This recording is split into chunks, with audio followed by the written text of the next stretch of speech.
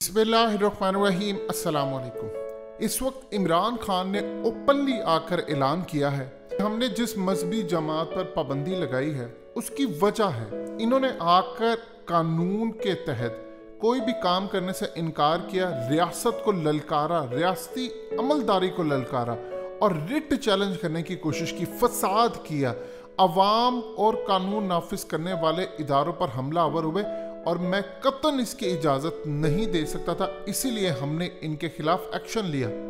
मजीद discuss करने से पहले इस वीडियो को लाइक करें, हकीकत टीवी को सब्सक्राइब करें और बेल आइकन पर ज़रूर क्लिक करें। उन्होंने कहा कि फ्रांस के अंदर जो गुस्ताखी की गई है, जो वहाँ पर राइट हैंड वाले जो तंजीमें हैं इंतहा पसंद,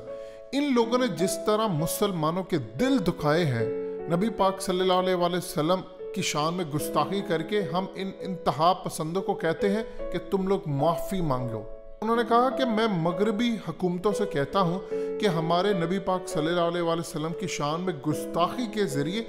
जानबूझकर मुसलमानों के खिलाफ नफरत और ये तमाम जितने भी हथियार हैं इस्तेमाल किए जाते हैं, आप इनको रोकें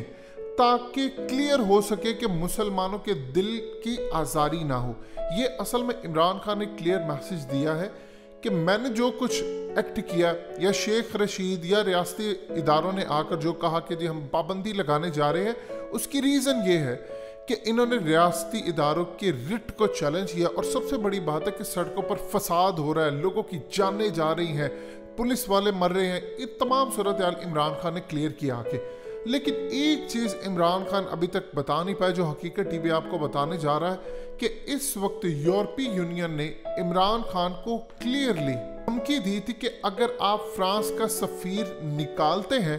तो फिर पूरी यूरोपीय यूनियन से तमाम ममालिक पाकिस्तान के सफ़ीर निकालने जा रहे थे और उन्होंने कह दिया था कि अगर आप फ्रांस के सफ़ीर को निकालेंगे तो तमाम ममालिक पाकिस्तान के सफ़ीर को निकाल देंगे और फिर फ़्लाइट्स पाकिस्तान पर बैन कर दी जाएंगी। यानी पूरी यूरोपीय यूनियन के लिए किसी तरह के किसी पाकिस्तानी को एंटर नहीं होने दिया जाएगा। फ्रांस की तकरीबन पाकिस्तान में 35 के करीब जो कंपनियां हैं वो अरबों डॉलर्स की जो उन्होंने सरमायाकारी की है वो तमाम की तमाम बंद करके फ्रांस वापस चले जाएंगी, यानी वो पूरी तरह अपना सरमाया समेट लेंगी। और इसके अलावा सबसे ज़्यादा जो प्रेशर पाकिस्तान पर आ रहा था वो यूरोपीय यूनियन की जानिब से। देखिए, यूरोपीय यूनियन की एक पार्लियामेंट है, वहाँ पर चीज़ें होती हैं डिस्कस। अब वहाँ पर जब डिस्कस हो रही तो प्लान ये था कि पाकिस्तान जो एक्सपोर्ट करता है यूरोप को अरबों डॉलर्स, वो तमाम का तमाम रोक दिया जाए। आप जानते हैं कि बासमती चावल के हवाले से इस वक्त पाकिस्तान ने यूरोप के अंदर ख़ास तौर पर केस दायर किया है कि हमें जीआई टैग दिया जाए, जिसके तहत बासमती राइस जो ख़ास तौर पर, देखिए यूरोप के अंदर सूरत हाल ये पैदा हुई थी कि 35% इस वक्त पाकिस्तान जो बासमती राइस है वो एक्सपोर्ट कर रहा है। इंडिया पहले बहुत ज़्यादा करता था और इंडिया ने वहाँ पर क्लेम ये किया था कि ये राइस हमारे हैं। अब इस पूरी सूरत हाल के अंदर पाकिस्तान ने काफ़ी सारी चीज़ों का जीआई टैग किया। इंडिया का प्लान क्या था ये ज़रा आप समझ लीजिए। इंडिया का प्लान ये था कि पाकिस्तान के अंदर ख़ास तौर पे जो सिग्नल्स बंद हुए इनमें फसादात करवाए जाए, रियासत के खिलाफ लोगों को उकसाया जाए, लोग सड़कों पर आ जाए और वह रियासती इदारों के खिलाफ पूरी तरह करे। इससे ये होगा कि पूरे मुल्क के अंदर एक प्रेशर क्रिएट हो जाए फ्रांस के सफ़ीर को निकालने का और उसके बाद पूरी यूरोपीय यूनियन पर पाकिस्तान पर पाबंदी लग जाए और जो माल पाकिस्तान यहाँ से भेजता है, एक्सपोर्ट करता है, चाहे वो चावल हो, चाहे वो आप आम बेचते हो, कोई चीज़ भी देते हो, पाकिस्तान अच्छी खासी तादाद के अंदर यहाँ से एक्सपोर्ट करता है और बड़े बड़े ब्रांड्स के यहाँ पर कपड़े बनते हैं, वो तमाम की तमाम एक्सपोर्ट्स रुक जाए और सारे का सारा बिजनेस भारत को मिल जाए।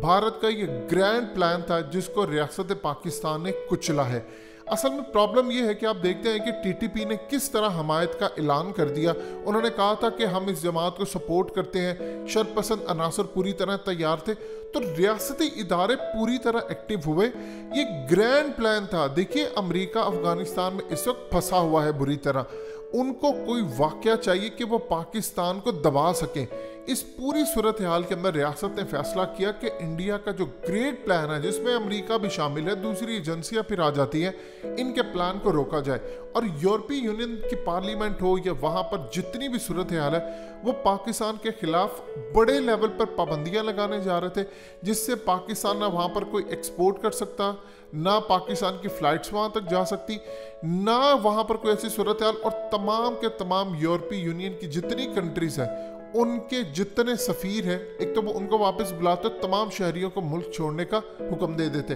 अब जानते हैं फ्रांस के शहरियों को तो ऑलरेडी मुल्क छोड़ने का हुक्म आ चुका है। इंडिया का प्लान ये था कि किसी तरह पाकिस्तान की टेक्सटाइल्स मसनूआत जितनी फ्रांस एक्सपोर्ट की जाती हैं, जो कराची से लेकर पंजाब से लेकर फैसलाबाद में इवन कि इतनी बड़ी टेक्सटाइल्स जो कंपनियां काम करती हैं, फ्रांस को, यूरोपीय ममालिक को हम एक्सपोर्ट करते हैं, और यहाँ पर तकरीबन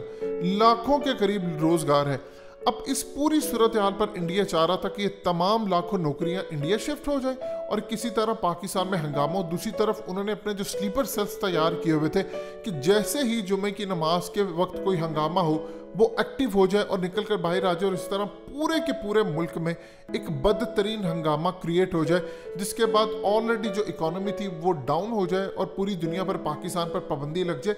आप जानते हैं कि मेजर गौरव आर्य ने क्या बात की थी। मेजर गौरव आर्य ने कहा था कि पाकिस्तान के अंदर हमें डिफरेंट सेक्ट के लोगों को पैसा देना चाहिए जो एक दूसरे के खिलाफ फिरका वारियत फैलाएं, एक दूसरे को गैर मुस्लिम करार दें और इनको पैसा दें। ये असल में इंडिया का जो प्लान था वो पूरी तरह चला था, और इसी तनाजुर के अंदर यूरोपीय यूनियन ने इमरान खान को, रियासत पाकिस्तान को धमकी दी थी कि पाकिस्तान की तकरीबन 78% जो टेक्सटाइल है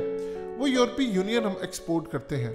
कई बिलियन यूरोस के अंदर हमारी ट्रेड इनसे चलती है। अब इस पूरी सूरत हाल में आप अगर इनके सफ़ीर को निकालते हैं तो इमरान खान का प्लान डिफरेंट था। इमरान खान का प्लान डिफरेंट था कि हमें उनके पार्लियामेंट के अंदर जाकर ये बातचीत करनी चाहिए। जिस तरह EU डिसइंफो लैब के हवाले से पाकिस्तान की रियासत ने कैंपेन चलाई, वहाँ राब्ता किया, पूरा एक स्कैंडल निकल कर आया, उसमें पाकिस्तान का बहुत बड़ा हाथ था। अब इस पूरी सूरत हाल में इमरान खान ये चाह रहे थे कि मैं किसी तरह यूरोपीय यूनियन की पार्लियामेंट तक ये केस लेकर जाऊं, वहां पर डिबेट हो, वहां पर बातचीत हो कि देखिए आप लोग जो हजूर पाक सल्लल्लाहु अलैहि वसल्लम की शान में करते हैं गुस्ताखी, ये नाकाबिले कबूल है। लेकिन यहाँ पर जो हंगामे, अब देखिए सूरत हाल ये है कि जब पूरी दुनिया में रिपोर्ट जा रही है कि पाकिस्तान में लड़ाइयाँ और ये वो सब कुछ है, तो वो फिर आपकी बात नहीं सुनते। इमरान खान का प्लान ये था कि मैं उनको प्रॉपर चैनल के थ्रू लेकर जाऊं, फिर फेटफ में पाकिस्तान को ब्लैक लिस्ट करवाने के लिए कि तमाम सूरत हाल इंडिया तैयारी कर रहा था, इसराइल भी वहां पर तैयार था। सो कुल मिलाकर पूरा एक ग्रैंड प्लान था जो कि असल में रियासत पाकिस्तान ने जिसको कुचला है। देखिए आम रूटीन के अंदर आम पाकिस्तानियों को समझ नहीं आती, तो वो तो ये समझ रहे हैं कि हम किसी वजह से सड़कों पर आ रहे हैं, लेकिन जब उनमें शरपसंद अनासर घुसते हैं तो फौज मुतहम्मिल नहीं हो सकती। देखिए आपकी फौज ने कुर्बानियां दी हैं यहाँ पर पूरे के पूरे मुल्क के अंदर, खास तौर पर जिस तरह ज़रबे अज़ ऑपरेशन हुआ है, आप उन माओ से जाकर पूछे जिन्होंने अपनी फौज के बच्चे कुर्बान किए हैं। भूल गए वो खास तौर पर वीडियोस जो फुटबॉल खेला करते थे सरों से। ये देखिए बहुत सारे मामलात हैं जिनको सुधारना। पाकिस्तान ने बड़े मुश्किल से अमन कायम किया है, और अमन कायम करने के बाद अब सूरत हाल इस लेवल पर आई है कि हम यूरोपीय यूनियन के साथ मजीद ट्रेड करें। इमरान खान का प्लान ये था कि मैं किसी तरह यूरोप के अंदर जाकर उनको बताऊं और उनको समझाऊं ताकि पूरा यूरोप इस बात को समझ जाए। इस तरह अपनी इमलाक को नुकसान पहुंचाना, ये करना, पूरी तरह पूरा मुल्क जैम कर देना, इस तरह यूरोप बात नहीं सुनता, उल्टा वो हम पर पाबंदी लगाते हैं। लिहाजा राइट तरीका का जो इख्तियार किया जाए वो ये था कि किसी तरह उनकी पार्लियामेंट के अंदर जाएं, वहां पर हम केस लेकर जाएं, आलमी अदालत में केस लेकर जाएं, बताएं कि मजहब की आड़ के अंदर जो यूरोप की खास तौर पर जमातें हैं इंतहा पसंद, वो किस तरह मुसलमानों को तकलीफ देती हैं, इस पर एड्रेस किया जाए ताकि वहां पर ये बात या गुस्ताखी करने पर हमेशा के लिए पाबंदी लगाई जाए। लेकिन जिस तरह पाकिस्तान में हाल हुआ, अब उन्होंने क्लियर किया है कि देखिए रिट चैलेंज हो रही थी और मैं ये चीज़ बर्दाश्त नहीं कर सकता, और पूरी तरह पाकिस्तान पर पाबंदियां लगाने की जो तैयारी थी उससे उन्होंने कौम को निकाल कर एक डायरेक्शन दी है कि हम इन पर बात करेंगे और पाबंदी नहीं लगने देंगे। दोस्तों हकीकत टीवी को सब्सक्राइब करना मत भूलिए, वीडियो को लाइक करें, शेयर करें और कमेंट सेक्शन में अपनी राय का इजहार जरूर करें।